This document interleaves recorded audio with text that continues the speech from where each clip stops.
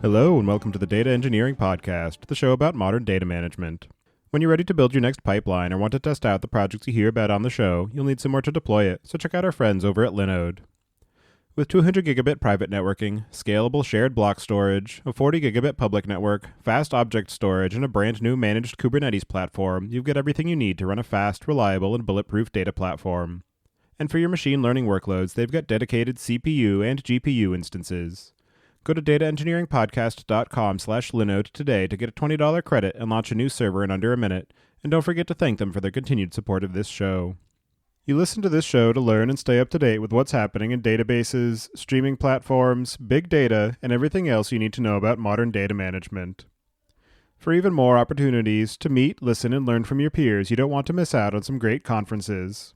We have partnered with organizations such as ODSC and Data Council, with upcoming events including the Observe 2020 Virtual Conference on April 6th and ODSC East, which has also gone virtual starting April 16th. Go to dataengineeringpodcast.com/conferences to learn more about these and other events and take advantage of our partner discounts to save money when you register today. Just because you're stuck at home doesn't mean you can't still learn something.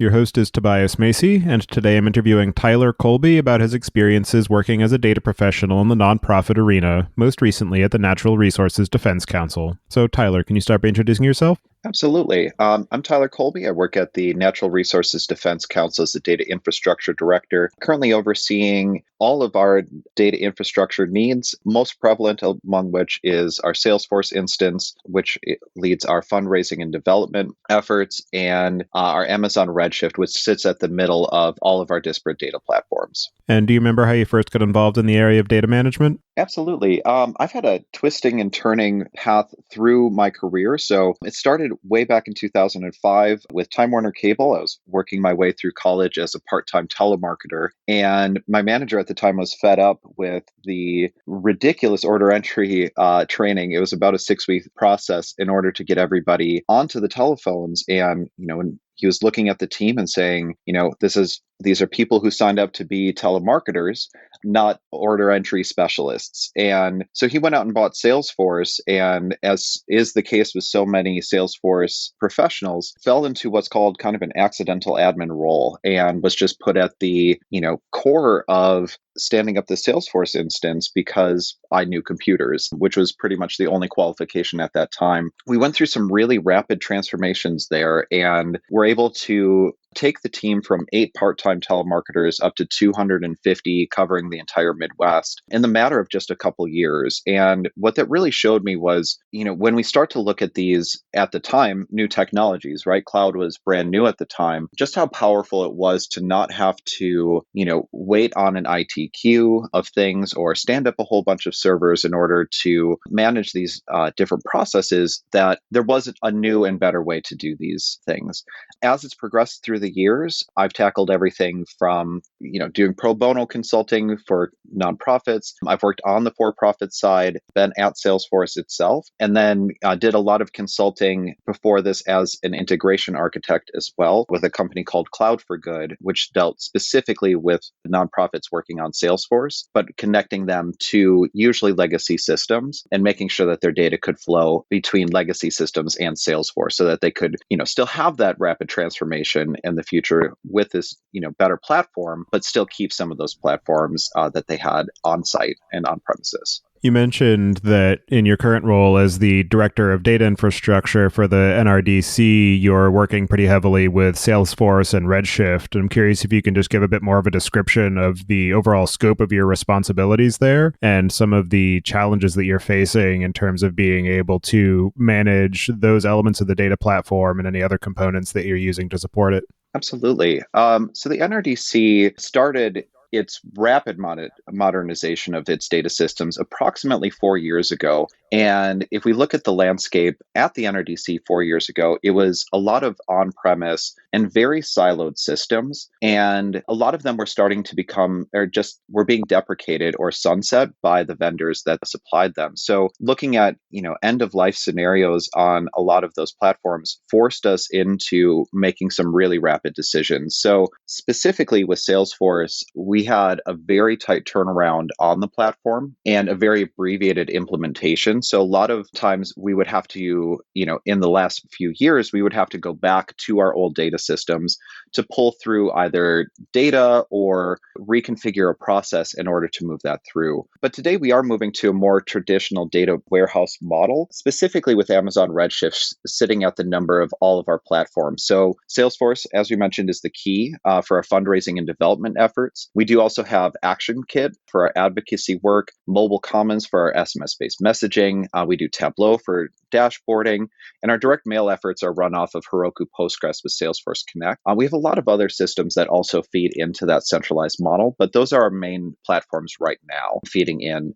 And I've been in the nonprofit space, and specifically the Salesforce nonprofit space, for quite a while. And what I found unique about my time at the NRDC is really the scale of data. For a nonprofit, we're not, a lot of times when people think nonprofit, they think, small amounts. And I know, we're not looking into the billions and, into the petabytes, but we are still working with the millions and tens of millions of records across our data sets. So as we look at how do we move this data around? How do we keep this data in sync? And how do we make sure that we know which constituent is which across each of these disparate platforms? So as that conversation evolves across each of these different platforms, that we're able to know what this is, develop the metrics around them, make sure that things like their communication preferences are set correctly. All of that becomes a little bit more difficult because we're not dealing with a small quantity of data, but starting to get into at least what Salesforce would consider a large data volume. And also for a lot of the organizations that are dealing with petabyte or exabyte scales of data, their primary challenge is just in terms of the actual volume of the data and being able to scale to process it within a timely fashion. Whereas for smaller organizations, and particularly I imagine in the nonprofit space, the challenge isn't so much in the volume of data and being able to scale to meet that. It's in the variety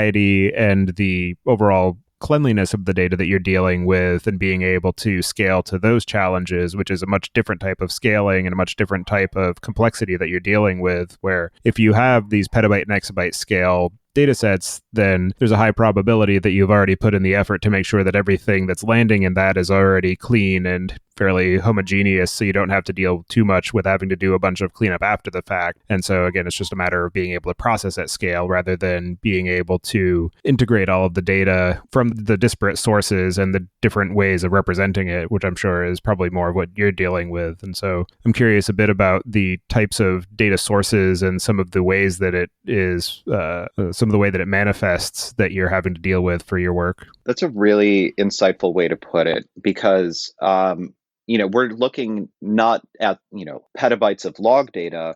We're going to be looking at gigabytes of very complex data and data that has a number of rules that is attached to each of those records. And there's a lot of different scenarios that it can fall into. There's an old XKCD comic. It's number 1667. It's one of my favorite. And it describes the complexity of algorithms on a spectrum. It has left pad and quicksort on the far left. And on the far right is a sprawling Excel sheet from a nonprofit. And, in my experience, that is so the case with nonprofits. If we look at, either the traditional ETL or ELT models, that T is so heavy, and there's so much complexity built into what does this data exactly need to do, and developing, even getting the business analysis around what do we need this data to do? When does, if we look internally to the NRDC, we have things called giving levels. So as giving levels increase, that may mean a different set of choices and a whole different rubric for where that data could go, what we think of the data, what team that's being routed to. And that's just one of many decisions. And when you start to compound these issues on top of each other, it gets really difficult just to make sure that again, that T within either the ETL or ELT framework is correctly attributed or attributing those records and moving them to where they need to go. And moving beyond that, really, there's a large segment of nonprofits that are really just limited by funding. So, during my time consulting for nonprofits, especially as an integration architect, solutions really had to meet some very strict funding limitations. So typically, services would be covered by a grant or a specific donation, with very little left over for choosing the perfect solution or the most robust solution. So a lot of times, we'd be left with tooling that is just as good as it could be, and then designing processes that were as good as they could be, given the limitations. So when we look at the NRDC in specific in today's world, we are fortunate that we are able to spend a little extra time, and we have a great internal team in order to build out some more robust data pipelines, especially because we have Redshift and a great analytics team that's assisting us.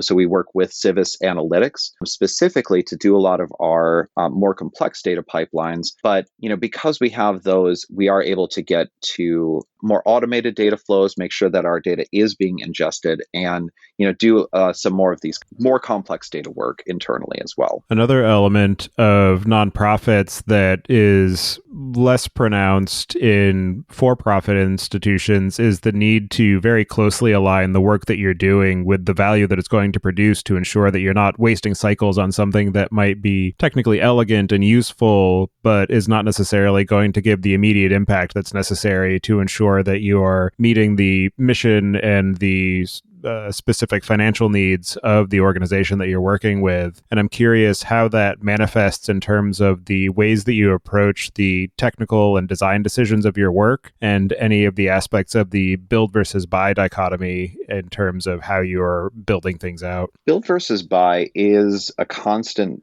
question, and it comes across daily. I was on a call this morning, and we were talking about specifically doing roll-ups within our instance and starting to look at more time series and snapshot data. And there's a lot of different ways that we could approach the situation. And we do have Tableau on site currently, but talking through just where do we store this data? Where does it move out to? And do we need something specific to solve that one specific issue? So, as giving level changes or as the primary team assign changes, getting a grasp on what that population is that falls into that giving level, how much funding, how many activities is a constant struggle. Again, at the NRDC, we have a lot of different options, and we have a lot of different tools at our disposal in order to decide, is this a build or a buy? Typically, we do end up on the buy, more buy the best solution. And, we can stand up and build if we need to. But with smaller nonprofits, it does become more of a challenge. So, in my work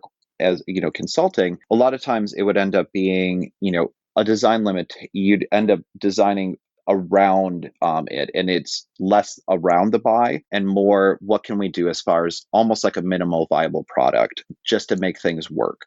And so you mentioned that at your current state, you have Salesforce and Redshift as the primary data sources that you're working with, and you have multiple other sources of information that feed into those. And you also mentioned that as of about 4 years ago is when this transformation started at NRDC. I'm curious what you saw to be the state of the ecosystem at the time, and any challenges that you see in terms of the available tooling and available systems as it pertains to the needs of nonprofit organizations, where a lot of these platforms were built out either from industry with the needs of suiting the for-profit spectrum, or in academia with a larger research bent that was then repurposed for use in industry. And so given that there are a lot of different influences going into the tools that are available, how well do you find that they meet the needs of the specifics of nonprofits, and how did you approach the overall effort of navigating the landscape of what was available to determine what would best fit your needs at the NRDC? Absolutely.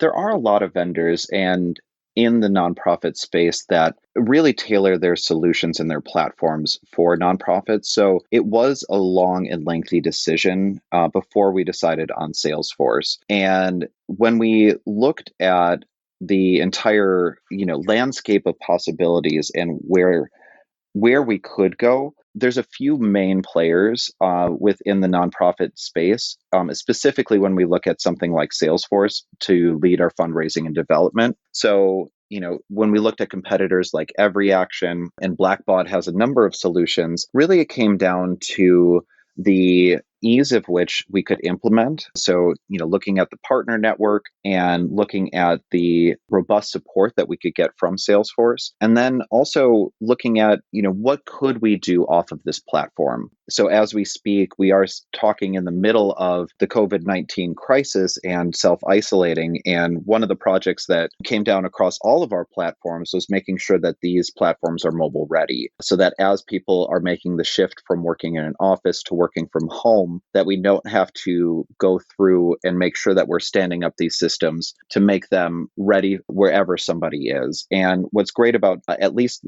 Salesforce as a platform is all of that was ready for us from day one. So we didn't have to go through and do a bunch of system configuration or even adjusting our page layouts for it. It was all ready for our users from day one, with all the security and everything else already built in. So having that box checked on day one makes crisis planning that much easier. And as we look through, the rest of the other decisions, the time to get somebody from walking into Salesforce as just an admin to being very proficient with the system is just a matter of years sometimes versus, on some systems, a matter of decades, including long periods of college training. So Salesforce really allowed us to just move a lot faster as far as getting our system ready for users. As we start to look towards our data side, it's a very similar decision to why we chose Redshift.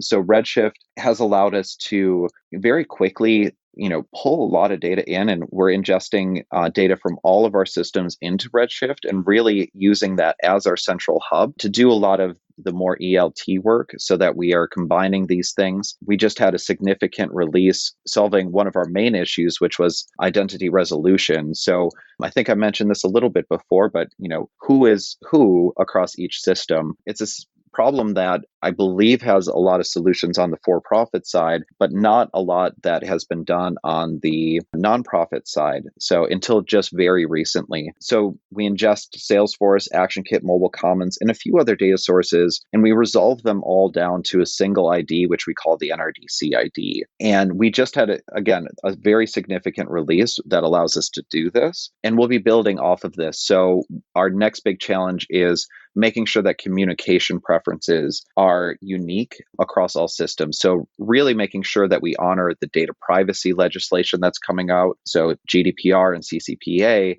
across all these systems, and making sure also that our constituents are being contacted the way they want to be contacted. So, sometimes it is because we are a large environmental nonprofit, some people don't like to receive direct mail from us and they only want to receive email communications. So making sure that that message gets across all systems so that we're not accidentally sending mail and, upsetting donors as well is something that we have to keep in mind. So, some of that tooling and some of that work we are doing and building on, but isn't readily available and there are no out-of-the-box solutions for it today. Going further on the subject of regulations and compliance, and as you mentioned, some of the less formally stated but still important aspects of user privacy, such as not accidentally exposing somebody's affiliation or support for some particular organization. What are some of the data challenges that exist in terms of the nonprofit space for being able to comply with any of this increased scrutiny of regulations or different compliance regimes and things like that? And what are some of the ways that you have found to be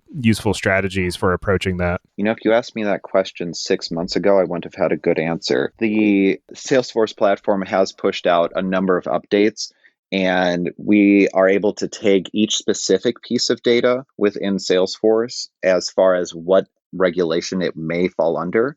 So whether it's just taking it as PII and making sure that it's masked in any system that's not Salesforce or on any export, all the way up to taking it for GDPR or any of the right to be forgotten legislation. We're able to do that on the metadata level inside of Salesforce now, which has been a great help because as we started to work through the architecting of that solution and how do we actually pattern this out, it would have been built on top of our identity resolution platform with custom rules. So we had started to build this on our own, but Salesforce did come out with a significant release, which allows us to tag it there and then start to handle a lot of that more on the Salesforce side. Since most of our PII and constituent data is housed inside of Salesforce today, making sure that that is our main hub for most of those decisions and tracking which of that data falls into that is, again, has been a great save of time. Moving beyond today, though, and, where we go. So we have gone through our system and tagged all of the field level data with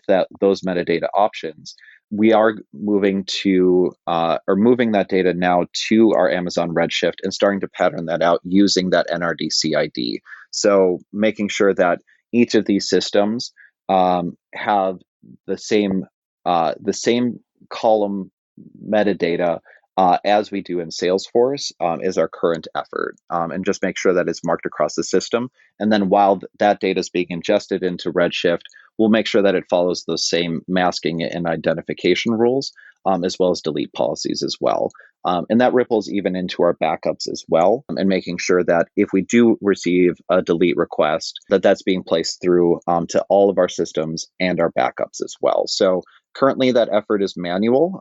We have not received many. I think in the last 6 months, I've only received 2 delete requests. But as these right to be forgotten legislations become more prevalent, I'm assuming that will be an uptick, especially as we see, states adopt more, and most likely at some point a U.S. federal legislation will come. We'll likely see that be an uptick. Digging further into Salesforce, I'm tangentially familiar with it as a CRM and sales platform, particularly from when it was first introduced several years ago. And for anybody who isn't familiar with it, can you talk through a bit of the elements that are useful for it and some of the overall workflow that's involved in being able to take advantage of Salesforce, particularly as a data professional? So the reason that we like to use Salesforce, and what I've seen with Salesforce over the years, is a lot of work and focus being placed into the ability to export data and the ability to work with the data within their system. So a lot of work has been put into their bulk API and the ability to move records in and out quickly from Salesforce in the tens of thousands or sometimes even hundreds of thousands of records within a batch.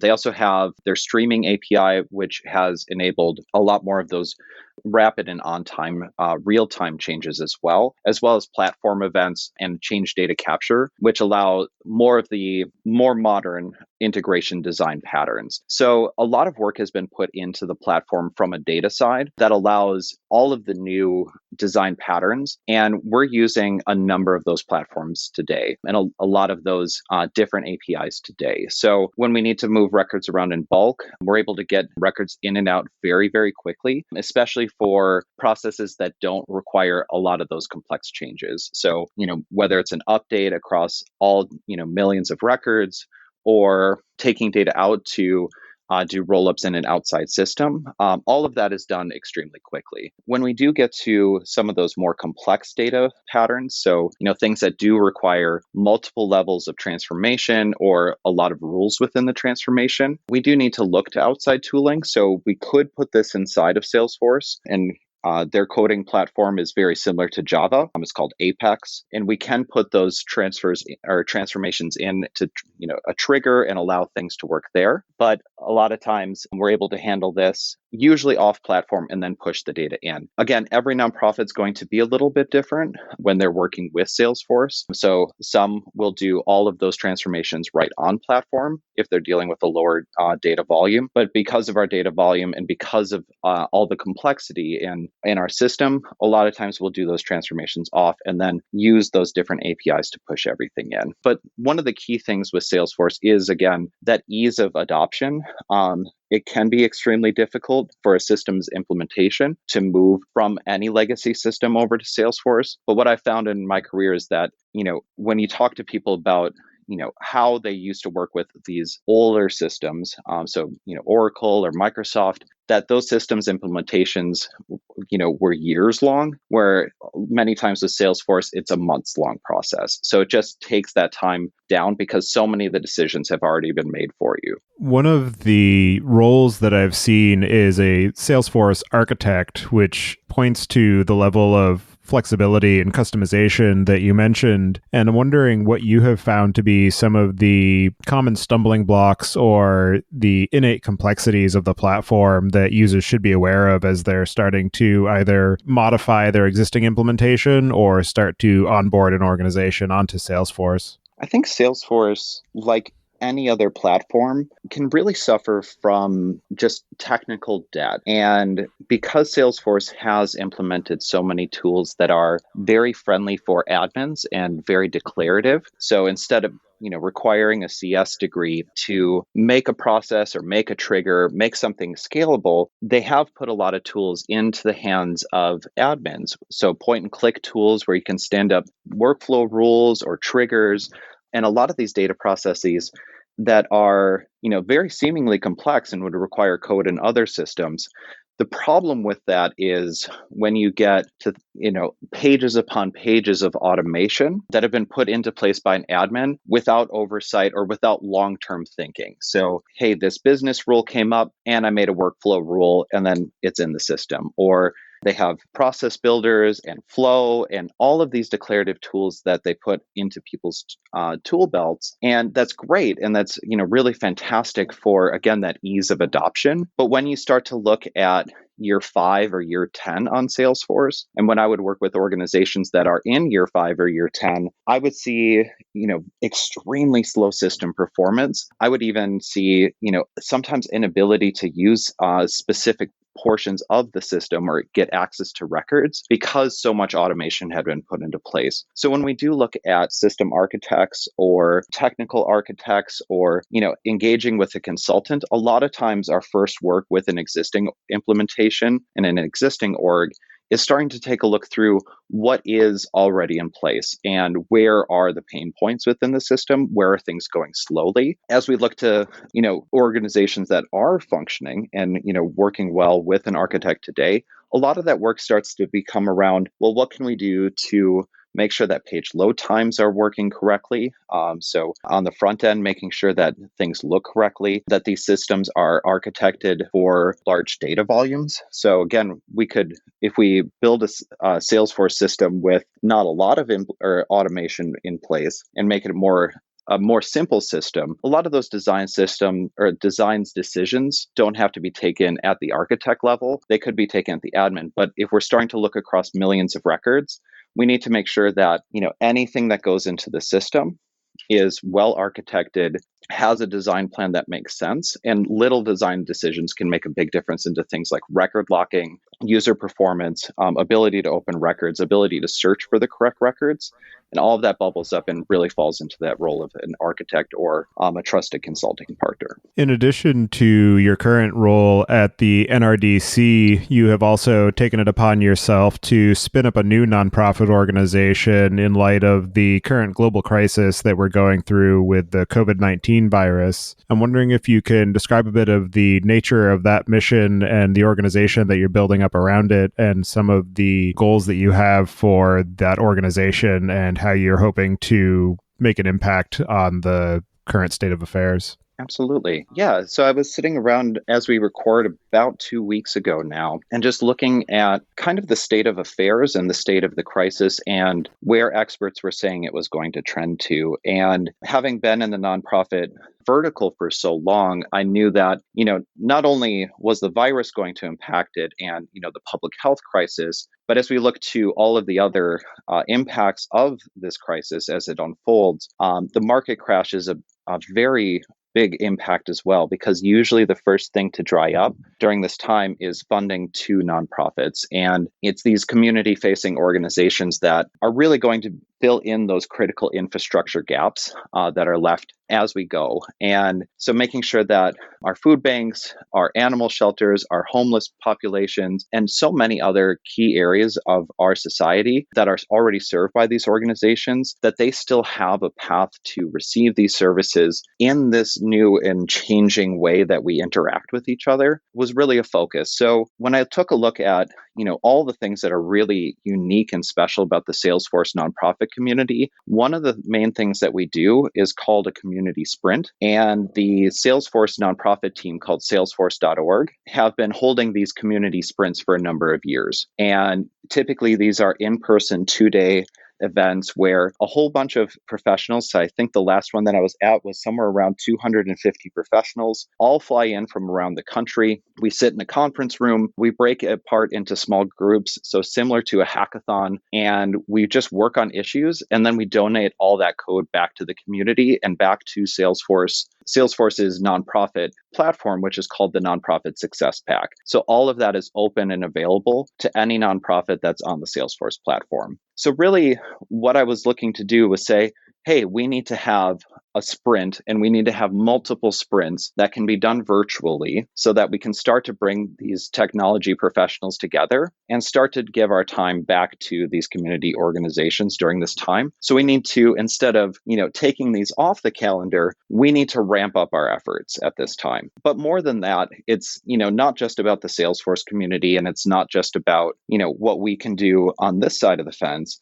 It's really a call to all technology professionals to stop and say, during this time of self-isolation, instead of just clearing out the Netflix queue or, getting to those video games that you're looking to, spend a little bit extra time on, or whatever it is that you're doing to, kill all this extra time, turn your focus to the community. Who do you know in the community that could use a little bit of help? So whether that's helping somebody set up Zoom in an afternoon.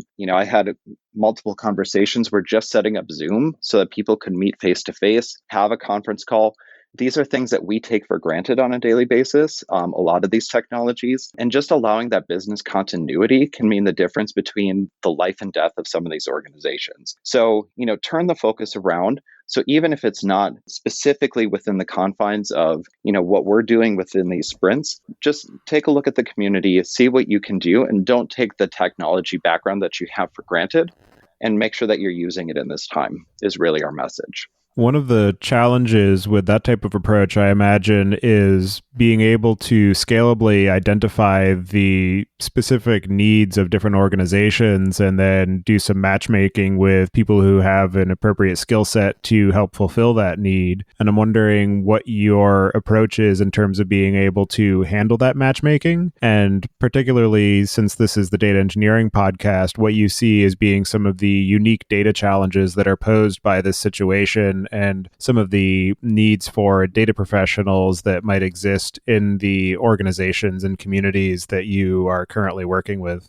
Absolutely. That's a great question. So, when we take a look at things like case intake and volunteer skill matching, that's an issue that the nonprofit community has been focused on for a very long time. So, if you look at organizations like the United Way or other organizations that do mass amounts of volunteerism and really rely on the community to come in and lend a helping hand. Those are data challenges that we've been working on for years. So we have a lot of different case intake platforms and a lot of different case intake processes, and then matching those people to the correct volunteers, especially in a pro bono environment, is something that is really making sure that they're vetted to the correct people with the right expertise.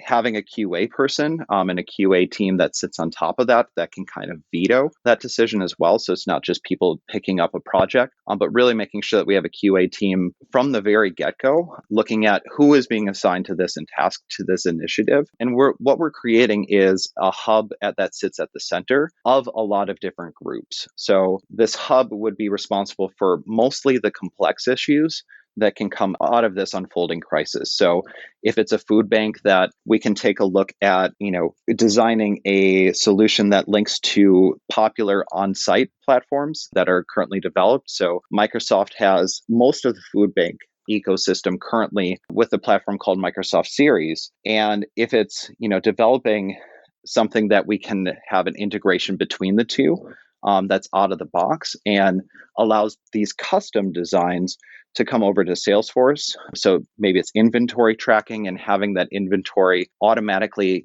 with very little implementation, click through. We can start to move that inventory over to Salesforce, and we can start to move this into Salesforce world. So the reason that I bring up that example is after Hurricane Harvey, I was in Houston and worked with the Houston Food Bank. And that was one of the initiatives that we did, was starting to migrate their data from Microsoft Series over to Salesforce. And they were keeping their Microsoft Series instance. So this was a close to real-time integration. We ended up doing a batch time of about 15 minutes between the two so that we could keep the two in sync. And what that allowed them to do was then use Salesforce's power to scale out. So they're able to go from a centralized distribution model to a more remote distribution model as well. So instead of just distributing from a single massive warehouse, they're able to now set up different distribution sites and know exactly what food was needed at each different site, who they're distributing to at each different site, and just allowed them to scale a lot. So they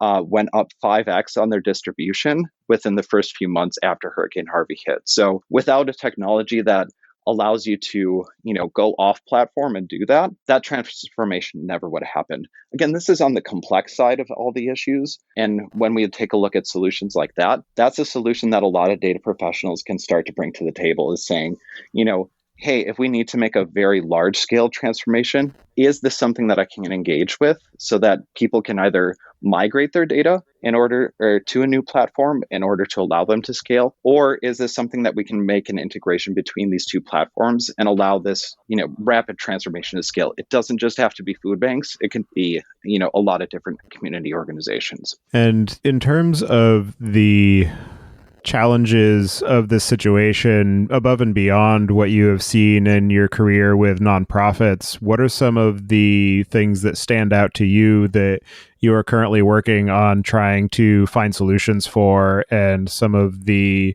support that would be most valuable to you as you continue on this path and as the crisis sort of continues somewhat unabated?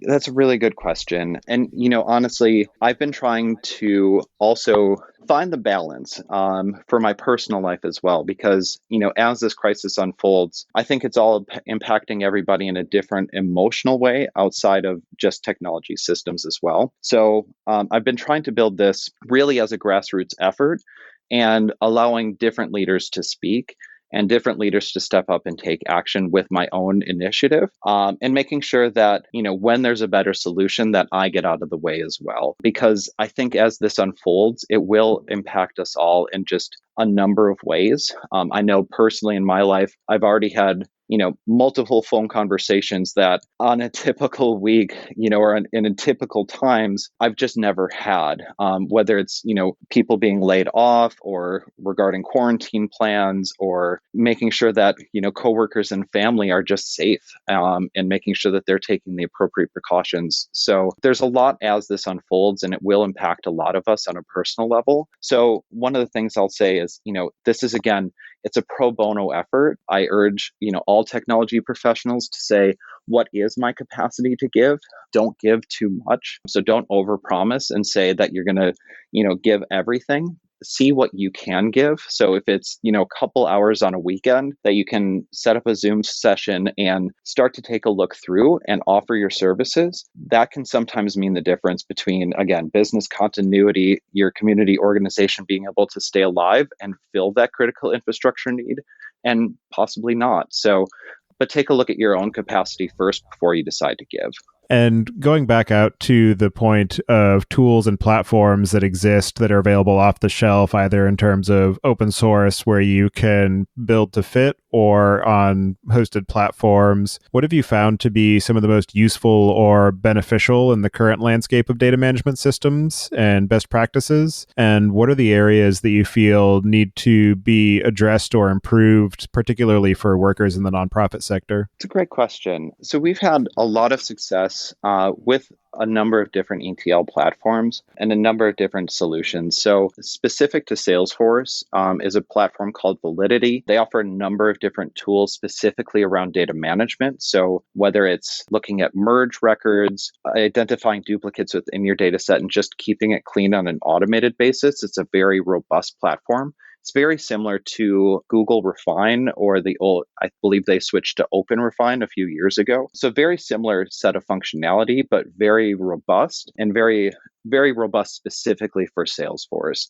So we've been working with their platform for a long time, specifically around keeping our data clean on the Salesforce platform. And that's really within our entire data architecture. Salesforce is where most of our data comes in. When we look at the rest of our data ecosystem currently, things like, Amazon Redshift has allowed us to just move at lightning speed compared to a lot of the other platforms that we had been considering, and especially compared to if we had tried to build this ourselves and host this, on a SQL server or something like that internally. So the ability to just ingest a ton of data, the compression around that, the ability to manipulate that data inside and then push it out to these respective systems, again, it was something in my career that I didn't know that I was missing it until I had it. So, I wish that I had worked with that a lot sooner. Besides that, there are some tools that are off the shelf that I've worked with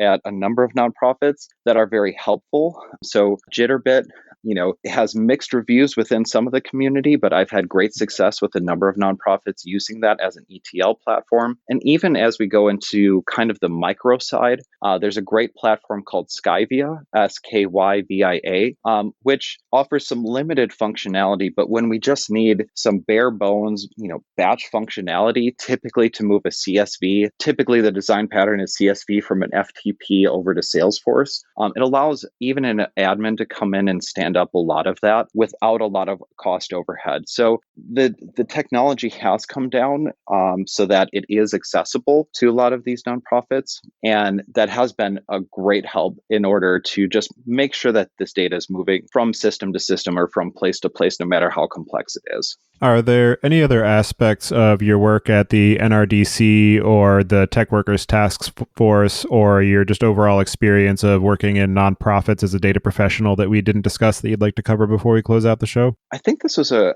good overview of those. I would just mention again, if you are looking at the Tech Worker Task Force, and that it is meant for mostly Salesforce professionals. So we could use more data professionals in there, but really making sure that the focus is, again, just turning back to your community and reaching out to either local user groups or just local organizations and just saying, what help do you need at this time? Because you'll be shocked at how often it's a very simple issue that may not be 100% what you're doing today.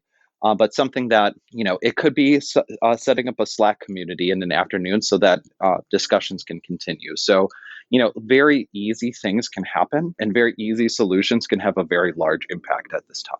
Well, for anybody who wants to follow along with you or get in touch or offer their help, I'll have you add your preferred contact information to the show notes. And as a final question, I would just like to get your perspective on what you see as being the biggest gap in the tooling or technology that's available for data management today. So I'll answer this specifically for nonprofits. And really the biggest gap I see is just a standard unified tool for nonprofits to use that is easy to use across all these different platforms. So right now there are some platforms, so Workato, again, I mentioned Skyvia before, that do allow a more a more admin experience, so more declarative point and click integration experience. But on one side, you're hit by limitations with Skyvia. Because of its low cost, it's not a very robust feature set. And on the other end with Workato, a lot of nonprofits get hit just by the price. So it's kind of a hard sell between the two. So finding a nice middle ground where we can, start to automate some of these data platforms and automate these data flows for smaller nonprofits and smaller data sets has just been difficult, especially given that they don't have the funding in order to hire an on-site developer and have the staff. So I would like to see some tooling that falls into that kind of middle ground. So easy to use, easy to stand up for an admin, but not hitting the budget in a very harsh way. Well, thank you very much for taking the time today to share your experiences working with Salesforce and in the nonprofit community. It's definitely an interesting and valuable area of effort. So thank you for all of your time and effort on that front, and I hope you enjoy the rest of your day. Thank you, Tobias. It was a pleasure being here.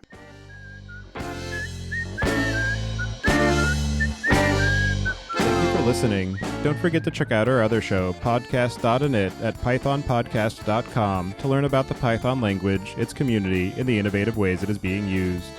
And visit the site at dataengineeringpodcast.com to subscribe to the show, sign up for the mailing list, and read the show notes. If you've learned something or tried out a project from the show, then tell us about it. Email hosts at dataengineeringpodcast.com with your story. And to help other people find the show, please leave a review on iTunes and tell your friends and coworkers. La la la la la la la la la la la.